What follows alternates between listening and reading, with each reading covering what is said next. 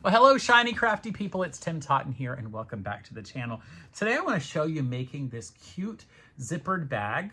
Look at the size of this. This is actually surprisingly, you might be surprised, this is made out of a single placemat that I bought a couple of years ago out of a line of Pioneer Woman Placemats that were at Walmart. I'll try to find something similar that they still carry at Walmart. Now, this is not the pre-quilted type of bag of placemat. It's actually like a harder sort of upholstery type fabric on two sides. It's checkered on the other side, but you can't tell that because I've lined it. And what I've done is I've just taken some zipper by the yard that I have and a couple of different color zipper pulls. I colored them to match. And when you open this, I used a waterproof nylon packcloth to create an interior with 4 pockets, 2 pockets on each side. And this opens up relatively flat, and you could carry a lot of interesting things in it. I would imagine most likely this is going to be best used for like hair care products or lotions or that kind of thing. This was actually, I always film these intros after I actually make the product. This is the very first time I've actually made this bag ever.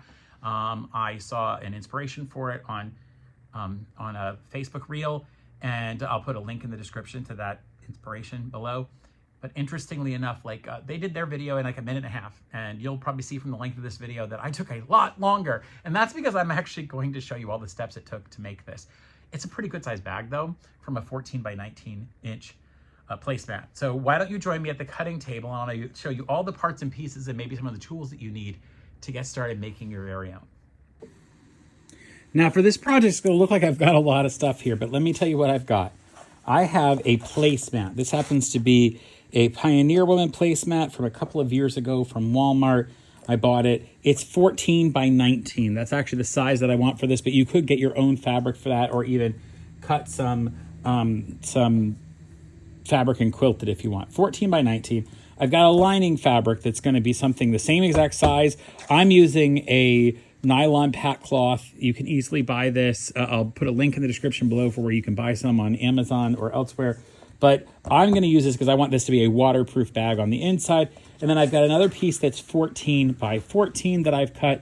That's going to be my pockets on the inside of the bag. But before I get that far, we're also going to need just a small strip. This is about 2 inches for me to cover over a little bit of binding. I'm going to use some specialty tools. A Sharpie. Yes, absolutely a Sharpie. I'm going to use, this is a jig for you to be able to put on zipper pulls. And it's fun because this literally, the zipper pull goes on like this, lays on the inside in that way.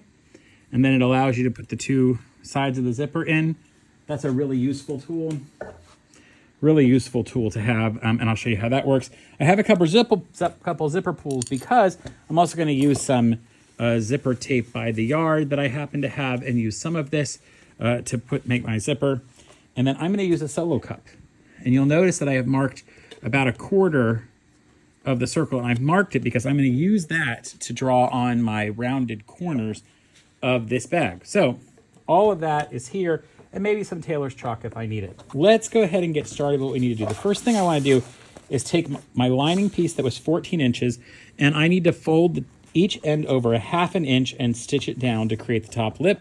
So what I've done is I've used my measuring tool, put it at 1 inch, and then brought my tailor's chalk over it. And that 1 inch mark will allow me to now go to the sewing machine, fold this over, and stitch it down. So we'll do that in a minute. I did it on each end. That's going to get out of the way. The next step is to take my my placemat, and I need to cut out some notches down here at the bottom. So I'm going to fold it completely in half. It's already was sort of folded in half, but I want to make sure it's accurately in half. And using some kind of a measuring square, either this big one, or in fact I have a smaller one that I will use. I'm going to measure out a 1.5 inch square down here.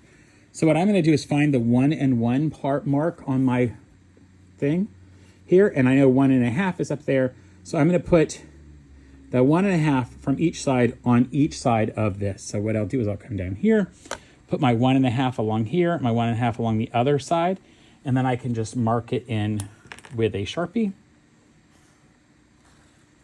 Okay, and then I'll just take my scissors while it's sitting here and chop that out. Super easy to do. Leave it folded. All right, that's there. I'll do the same thing on this other side, 1.5 inches. I could use a rotary cutter, but I don't want to accidentally go past it, so I won't do that. Cutting that out.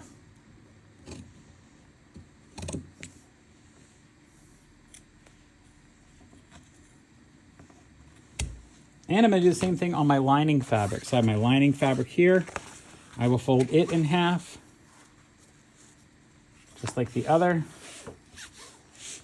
and mark out those same 1.5 inch lines.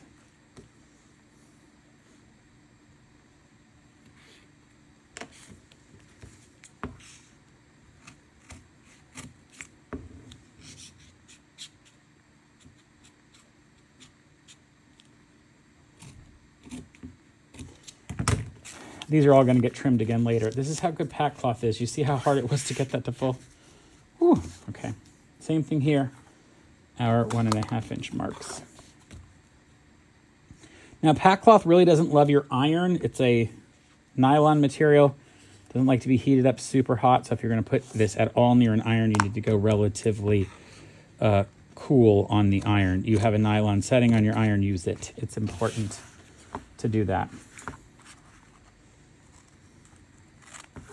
And our final step is going to be to put those, of cutting, is going to be put that cup on there and draw those lines around. So I'll move this to where you can see it.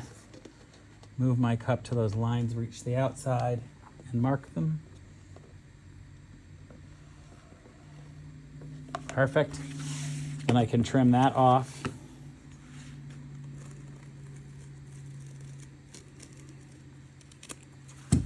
And I'll do that on all of these pieces.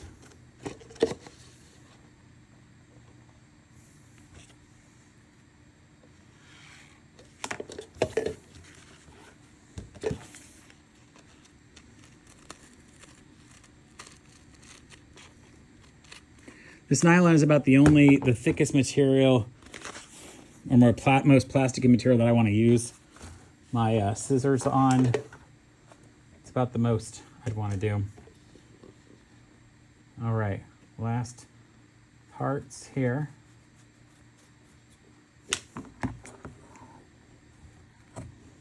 And you might want to do each of these layers separately. I feel comfortable. My scissors are pretty good. I have a strong hand.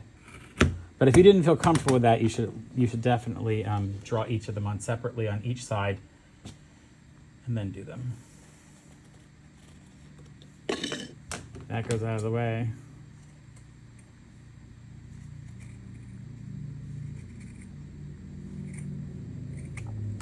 All right, and those should line up with each other. Perfect. All right, well, our next step is to go to the sewing machine. And we're gonna do a couple things. We're going to basically sew our zipper tape along the side of this and spin it all the way around. So let me get an idea how much I need. I'll cut a little extra here. And what I'm going to do is go ahead and separate the zipper tape, and I will I'm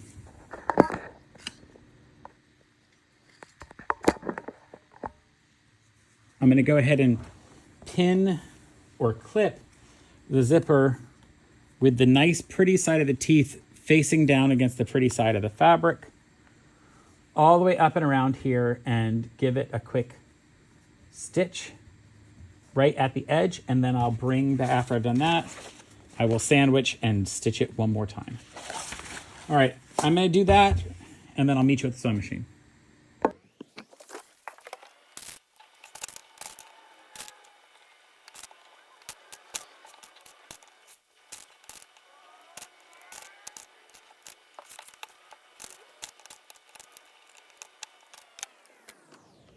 So we're here at the machine, and I ran out of clips, so I'm going to do this side first and then finish clipping the other side. And I'm going to be super careful as I stitch around here. I'm not going to stitch all the way next to the zipper foot. I'll do that when I come back through and do the other side. I'm going to sew this right near the edge as I put this on. And then I'm going to come back and actually get red thread in a little bit and do it the right way so I can top stitch. This is very important when I'm going around this corner that I make sure that it's going to stay flat as I circle this. It's kind of important to make sure I stay flat. Okay, good.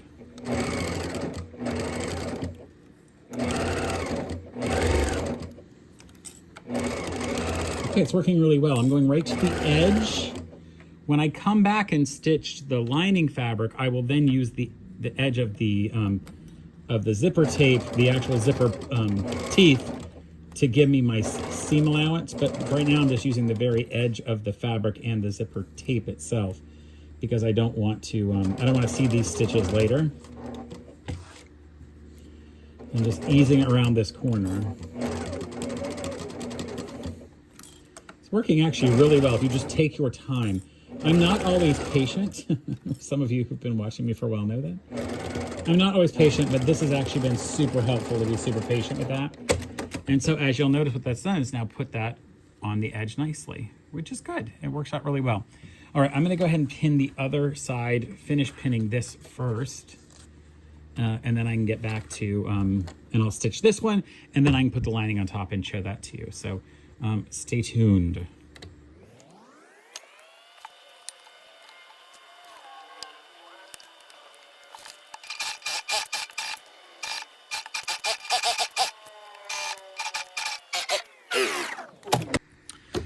So now I've attached the pockets to the inside. What I did is I drew lines across here and centered this on it and just stitched across. And I had turned those top edges so that they would be done. So this is in place. The last thing I need to do is come back and trim to get these the right size so that these holes are also out of here because these have to be gone. This is where we're gonna fold the two edges. Ooh. There we go. And I'll trim this side as well. Now this side was a little bit wider for some reason, but hey, not hard to do. I'll use my rotary cutter for that. I did actually film, I thought I filmed the part about making the pockets, but frankly, it's gone on my machine. It's literally just gone off of my camera. I just looked for it to make sure it looked right, and it's gone. And I don't have any more of this material with me, so I'm gonna just describe it to you like I did. I hope that works. You know, I normally show my mistakes, but this time I forgot to film it somehow. Okay, so there we go. So my next step is to take the right side of my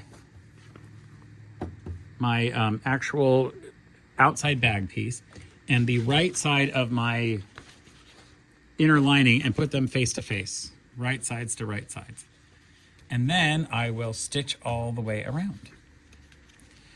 Now, as I told you before, I'm gonna use the edge of these teeth to help me figure out where to put my piece. So I'm gonna zoom you in so you can see what that looks like.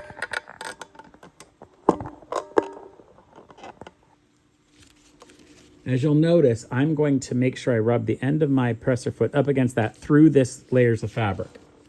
It's gonna be kind of tricky, but I think it will work. We'll make sure that goes. And I'm gonna use a pretty short stitch here. And what this is gonna allow me to do is go around and stitch very slowly and catch everything.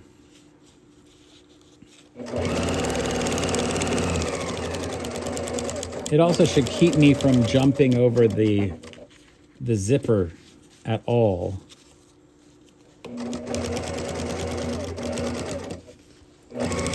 Because my presser foot's pretty hard down there. And you'll notice there's a little bit of a bump.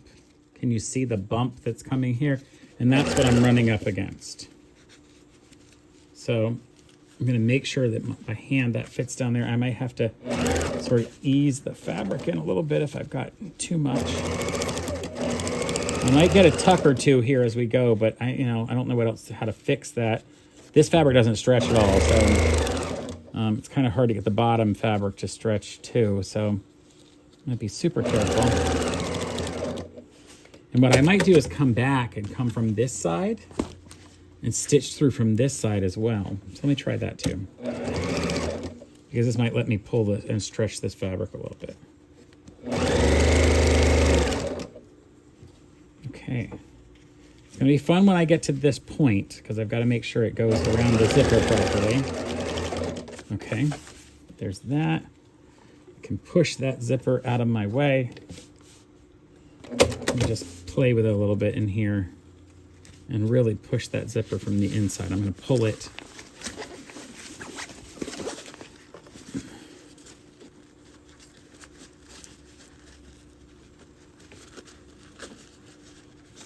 Really pulling it out of the way from the inside.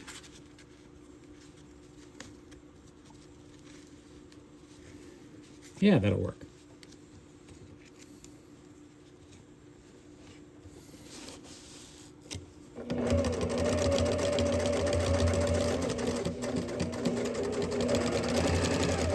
And if you're not sure, you can always open this up and see what it looks like. So I'm going to open that up and see how well it did at the corner. And it did pretty well, actually. It's a little bit tight, but I think it's going to work. All right, on to the other side. And I think to make the other side better, I'm actually going to start in the middle.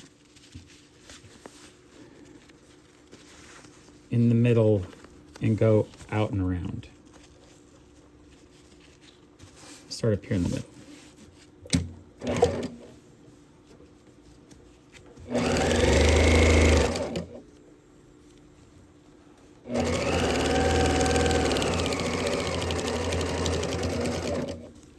Oh good, that's better. I can really feel it with my fingers.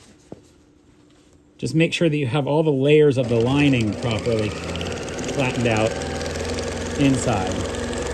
All right, that one worked out fine. And then I'll go and do it from the other side here in the middle.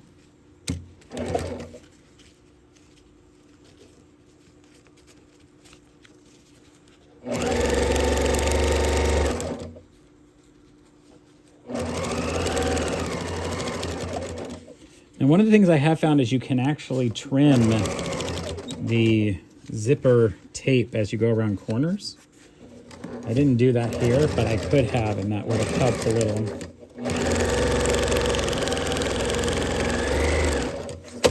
All right. Well, that is it.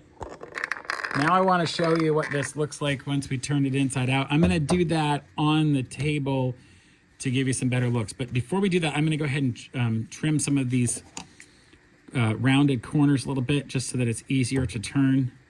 You might have to grade this a little bit, as they call it, so it'll turn inside out a little bit better. Turns out I had a tag from the also there.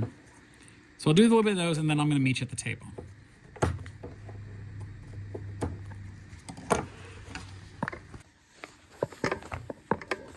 All right, I'm not going to trim anything until I turn this inside out. And the way you're going to turn it is from in this section right here, in this one of these openings.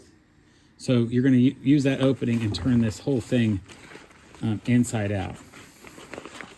Now, if you wanted handles on this, you would have put them on in through the zipper. I'm not going to put handles on this. This is not meant to be a handled bag. It's meant to be more like a bag that you can carry a lot of stuff that you might want to, like toiletry type stuff. And once I turn this inside out, I can also come back and top stitch it. So I will go ahead and push all the little corners out. You can pull on the zipper to kind of push those out.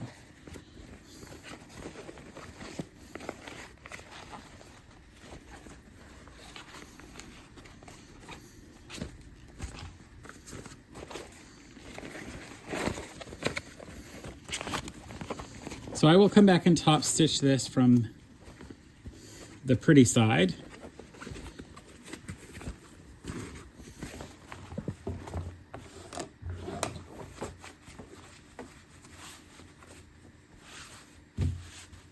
And if you needed to iron it, you could.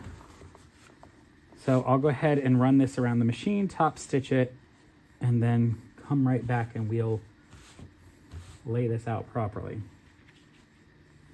So I finished top stitching this. I top stitched all around, and I even top stitched in these areas so that they would stay flat. So I've got to put these zippers on, and the way I'm going to do that is I'm going to use this zipper pull piece that I showed you, and I've got the zipper on sort of backwards on that thing. You'll notice this zipper jig, the zipper's been put in there with the little tail hanging on the inside. So I've then got to put that like this and put those two zipper sides along it. So I'm going to see if I can figure out how to do this and show it to you without it being too hard. Okay, so I've got to put both ends. Now, this end is quite a bit longer than that end, so I'll put that in first. Get that in there. Ooh. There we go. And then now I can get the other side working in a similar way, and I want them to line up next to each other when I put them in, so get them at the right position, and then I can sort of push them both through. Now, you may have an easier way to put zippers on. You should use it if you have one. This would be better if it was mounted. I didn't mount it on anything, and I don't want to have to, so I may instead just put the zipper on the way I normally would. So I'm going to take that off of that thing. It's too difficult to do it that way. So I'm going to get the zipper on one side. I've cut one side longer than the other. And I'm going to take the zipper. I'm going to hold it like here. Put the other side in. And push up on the zipper. Now, are they even on the side? Actually, they're relatively even. Let me put the zipper around and see how well it works. Yeah, that works pretty well. So that side's relatively even. I'm okay, so let me go ahead and do the other side. And I'll actually bring the zipper pretty far down on there. And I've cut the other one also in a similar way. One is longer than the other, so I will put that zipper. Make sure you're pointing the zipper pull the right way, like that the good side is facing toward the good side of the fabric. And I'll bring that up, put the other one in. Give myself a little room there. Put the other one in there.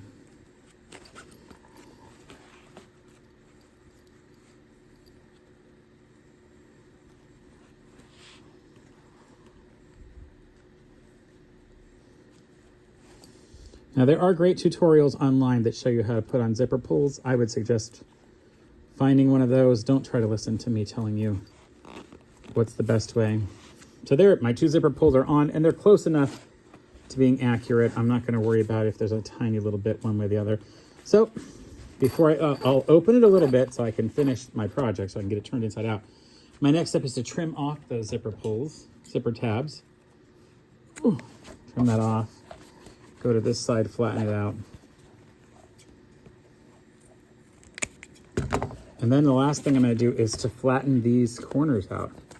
So you see these corners have to be closed up. So I will flatten that corner out.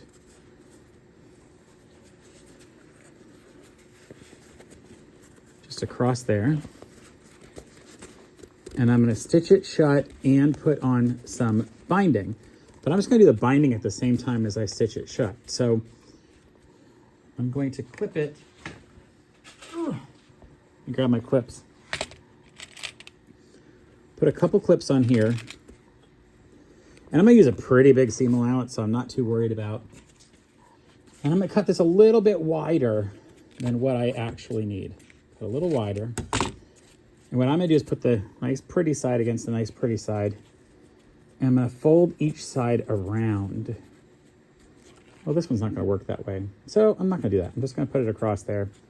Stitch it on, and when I fold it, I'll show you how to fold the ends in. That one, let me fold the other end in the same way. Close it up. Put a piece of material across it. Stuff to line up. And again, I'm going to use almost more than a ½ an inch on my stitch length here. Actually, I'm going to use a ½ an inch as my seam allowance.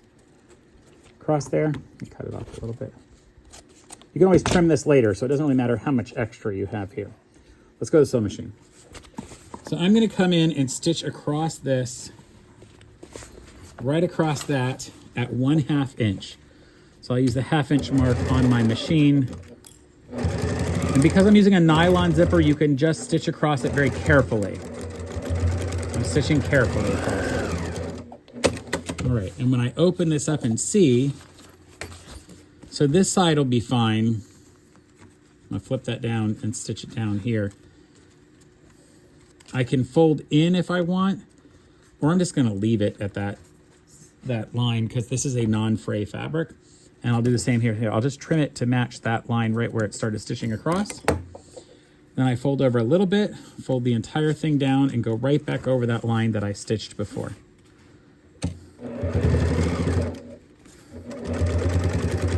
Just be super careful. You got a lot of layers of fabric in here now.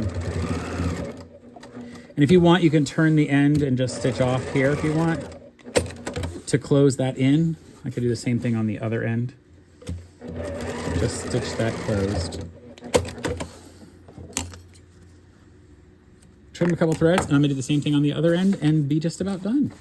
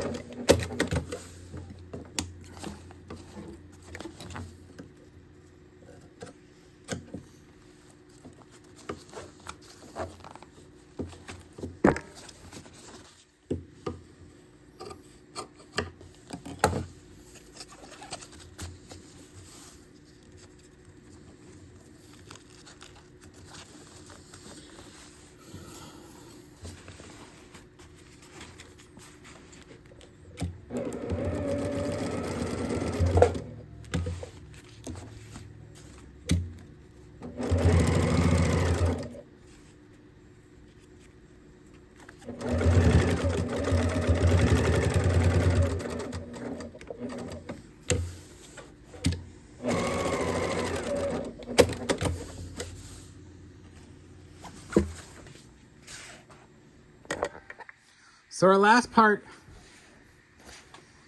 of this very long process is going to be to turn this inside out because we're finished. Just pop those corners back out right here on this end as well. Get those cornered squared off. And now you've got a